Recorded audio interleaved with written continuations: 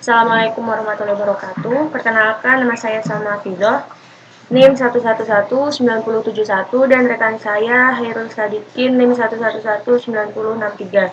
Kami dari kelompok 8 ingin mempresentasikan hasil diskusi kami, yaitu pemikiran politik Abu Al-A'la Al-Maududi.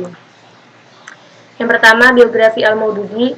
Maududi memulai karirnya di bidang kewartawanan sejak tahun 1918. Ketika berusia 15 tahun, ia sudah memasuki bidang ini, dan ketika di umurnya menginjak 17 tahun, ia diangkat menjadi editor surat kabar berbahasa Urdu Taj yang terbit di Jabalpur, yang kemudian ia juga memimpin surat kabar yang didirikan oleh Perhimpunan Ulama India, Jamiyat, yang menjadi surat kabar terkemuka pada saat itu di India. Kemudian sekitar pada tahun 20-an, ia mulai tertarik pada dunia politik, dimulai dengan dia menulis beberapa esai yang memuji para pemimpin Partai Kongres.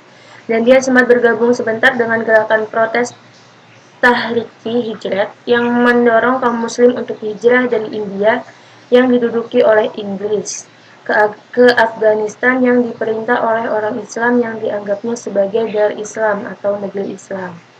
Kemampuan Maududi dalam berbagai ilmu agama dan pengetahuan modern dan keahlian jurnalistik yang tinggi mengantarkannya sebagai seorang pengarang yang produktif, dan karangannya yang mencakup berbagai bidang seperti tafsir, hadis, hukum, filsafat, dan sejarah.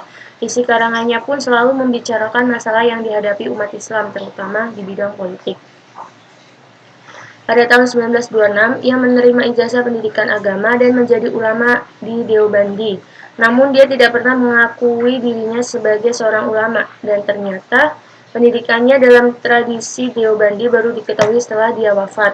Gerakan khilafat mengalami keruntuhan pada tahun 1924, menjadi titik balik dalam kehidupan Maududi. Dia tidak lagi percaya terhadap nasionalisme yang diyakininya mengakibatkan rusaknya persatuan Muslim di Turki dan Mesir. Dia curiga telah terjadi manipulasi sentimen nasionalis oleh Partai Kongres demi kepentingan Hindu. Secara terbuka dia mengungkapkan kekejian gerakan nasionalis dan sekutu-sekutu Muslimnya. Pada saat itu dia mendapati dirinya bertentangan dengan Jamiyat dan memutuskan berpisah dengan guru-gurunya di Deobandi, karena mereka memilih mendukung Partai Kongres dalam upaya membebaskan India dari pemerintahan Inggris. Dan pengaruh Maududi ini dapat langsung dirasakan oleh ulama-ulama, dan tulisannya pun telah dibaca oleh banyak orang. Beliau juga diundang untuk memberikan kuliah ke berbagai pusat kajian Islam di luar negeri. Dia sangat terkenal dan terus-menerus aktif dalam mengemukakan pemikiran-pemikirannya serta mempunyai wawasan-wawasan yang luas. Ia meninggal dunia pada tanggal 23 September 1979. Selanjutnya, pemikiran politik Abu Al-A'la Al-Maududi. Runtuhnya Khalifah Islam pada tahun 1924 mengakibatkan kehidupan Maududi mengalami perubahan besar.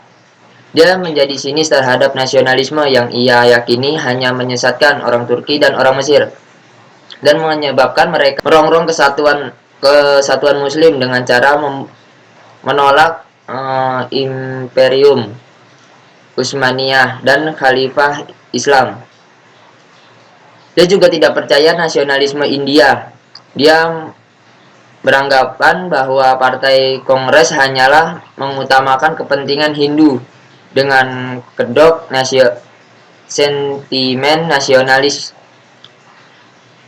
Dia mengungkapkan tidak kesukaannya pada nasionalisme dan sekutu Muslimnya. Teori politik Maududi berbeda dengan teori demokrasi dari Barat. Pada umumnya, yang menyatakan bahwa kedaulatan berada di tangan rakyat. Ia melihat bahwa kenyataan yang terlihat dari praktik demokrasi Barat adalah kegagalan menciptakan keadilan sosioekonomi, sosiopolitik, serta keadilan hukum. Sistem pemerintahan yang dikehendaki oleh Al-Maududi adalah orientasi tauhid yang memberikan petunjuk bahwa kehidupan manusia sesungguhnya sama di hadapan Tuhan. Perbedaan hanya merupakan sebuah divisi kehidupan untuk menciptakan dinamika. Karena itu, bagi Al-Maududi, perbedaan yang terjadi dalam sastra kehidupan tidak boleh dijadikan sebagai alat untuk kepentingan kekuasaan. Kondisi seperti di atas dijelaskan bertentangan dengan prinsip Islam yang beranggapan bahwa setiap manusia adalah khalifah Allah. Dengan begitu, seorang yang terpilih menjadi penguasa, kemudian ia berkuasa secara mutlak dan semena-mena, berarti ia telah merampas hak orang lain sebagai khalifah Allah. Tindakan ini jelas bertentangan dengan prinsip Islam. Sistem kenegaraan Islam bukan demokrasi. Karena sistem ini kedaulatan atau kekuasaan negara secara mutlak di tangan rakyat. Sistem kenegaraan Islam adalah teodemokrasi karena sistem ini mengakui bahwa kedaulatan rakyat itu dibatasi hukum-hukum Tuhan dari Al-Quran dan Sunnah. Manusia hanya sebagai khalifahnya di bumi. Perintah atau badan eksekutif dibentuk oleh umat Islam. Yang ketiga, kekuasaan negara dilakukan oleh 3 lembaga, yaitu legislatif, eksekutif, dan yudikatif. Persyaratan yang dipilih menjadi kepala negara adalah beragama Islam, lelaki dewasa, sehat fisik dan mental, soleh dan kuat komitmennya. Anggota majelis syuro terdiri atas warga negara yang beragama Islam, lelaki dewasa, maupun menafsirkan dan menerapkan syariah serta menyusun undang-undang yang tidak bertentangan dengan Al-Quran dan Sunnah Nabi. Selanjutnya, dalam negara Islam terdapat 2 kategori kewarganegaraan: warga negara non-muslim, warga negara muslim, dan warga negara non-muslim. Warga negara non-muslim disebut dengan zimmi, rakyat yang dilindungi. Mereka dapat perlindungan negara dan hak serta kewajiban tertentu, seperti hak untuk beribadah sesuai dengan ajaran agamanya. Dalam masalah keagamaan, mereka dibina oleh pemimpin-pemimpin agama mereka. Sedangkan dalam masalah bidang kehidupan lain, mereka tunduk kepada hukum Islam sebagai agama mayoritas. Sekian dari kelompok kami. Mohon maaf bila banyak kesalahan. Wassalamualaikum warahmatullahi wabarakatuh.